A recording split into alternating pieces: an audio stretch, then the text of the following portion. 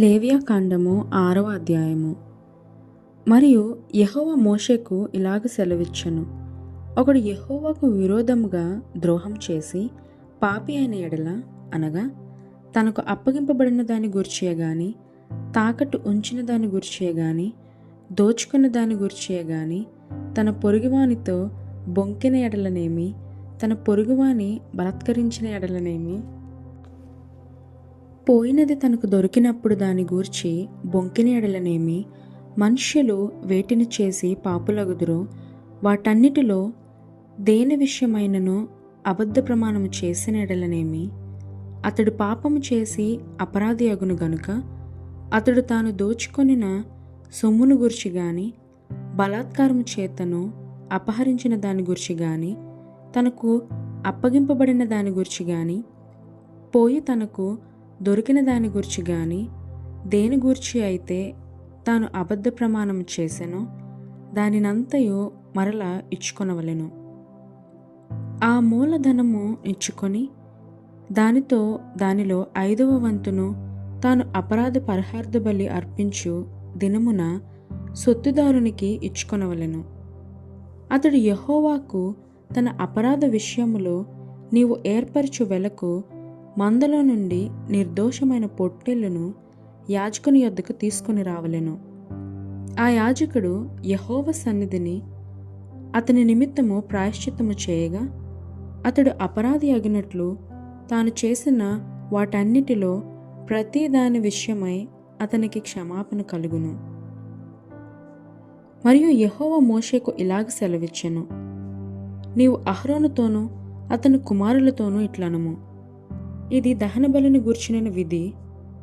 దహనబలి ద్రవ్యము ఉదయము వరకు రాత్రి అంతయు బలిపీఠము మీద దహించుచుండును.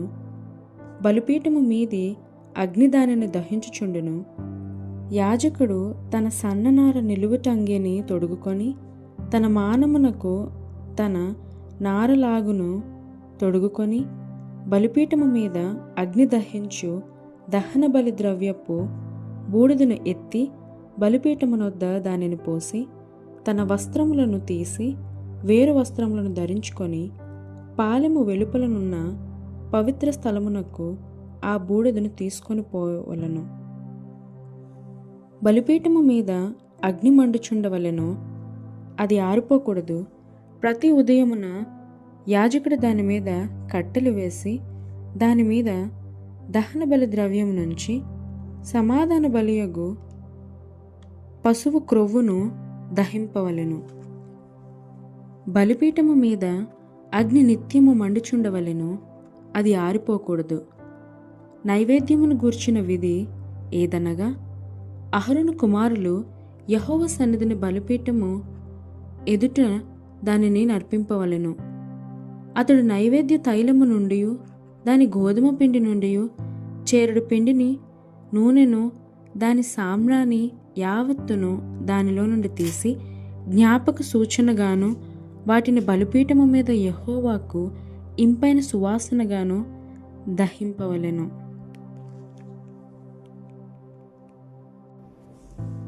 దానిలో మిగిలిన దానిని అహరోనును అతని సంతతి వారును తినవలెను. అది పులియనదిగా పరిశుద్ధ స్థలములో తినవలెను. వారు ప్రత్యక్షపు గుడారం యొక్క ఆవరణములో దానిని తినవలెను. దాన్ని పులియబెట్టి కాల్చవలదు. నా హోమద్రవ్యములలో వారికి పాలుగా దానినిచ్చి ఉన్నాను. పాప పరిహార్థ బలివలెను, అపరాధ పరిహార్థ బలివలెను, అది అతి పరిశుద్ధము. అహరోను సంతతిలో ప్రతివాడును దానిని తినవలెను. ఇది యెహోవా హోమముల విషయంలో మీ తరతరములకు నిత్యమైన కట్టడ. వాటికి తగిలిన ప్రతి వస్తువు పరిశుద్ధమగును. మరియు యెహోవా మోషేకు ఇలాగ సెలవిచ్చెను. అహరోనుకు అభిషేకము చేసిన దినమున అతడును అతని సంతతి వారును అర్పింపవలసిన అర్పణమేదనగా, ఉదయమున సగము, సాయంకాలమున సగము నిత్యమైన నైవేద్యముగా తూమెడు గోధుమ పిండిలో 10వ వంతు. పెనము మీద నూనెతో దానిని కాల్చవలెను. దానిని కాల్చిన తరువాత దానిని తేవలెను. కాల్చిన నైవేద్య భాగములను యెహోవాకు ఇంపైన సువాసనగా అర్పింపవలెను. అతని సంతతి వారిలో అతనికి మారుగా అభిషేకము పొందిన యాజకుడు అలాగుననే అర్పింపవలెను. అది యెహోవా నియమించిన నిత్యమైన కట్టడ. అదంతయు దహింపవలెను. యాజకుడు చేయు ప్రతి నైవేద్యము నిశ్శేషముగా ప్రేల్చబడవలెను, దాని తినవలదు. మరియు యెహోవా మోషేకు ఇలాగ సెలవిచ్చెను, నీవు అహరోనుకును అతని సంతతి వారికిని ఇలాగ ఆజ్ఞాపించుము, పాప పరిహార్థ బలిని గూర్చిన విధి ఏదనగా, నీవు దహనబలి రూపమైన పశువులను వధించు చోట పాప పరిహార్థ బలి పశువులను యెహోవా సన్నిధిని వధింపవలెను. అది అతి పరిశుద్ధము. పాప పరిహార్థ బలిగా దానిని అర్పించిన యాజకుడు దానిని తినవలెను. పరిశుద్ధ స్థలమందు అనగా ప్రత్యక్షపు గుడారం యొక్క ఆవరణములో దానిని తినవలెను. దాని మాంసమునకు తగులు ప్రతి వస్తువు ప్రతిష్ఠితమగును. దాని రక్తములోనిది కొంచెమైనను వస్త్రము మీద ప్రోక్షించిన ఎడల, అది దేని మీద ప్రోక్షింపబడెనో దానిని పరిశుద్ధ స్థలములో ఉదకవలెను. దాని వండిన మంటికుండను పగలగొట్టవలెను. దానిని ఇత్తడి పాత్రలో వండిన ఎడల దాని తోమి నీళ్లతో కడగవలెను. యాజకులలో ప్రతి మగవాడు దానిని తినవలెను. అది అతి పరిశుద్ధము.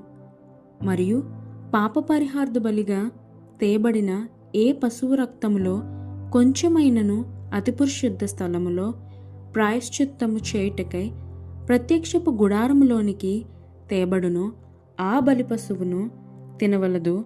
దానిని అగ్నిలో కాల్చివేయవలెను.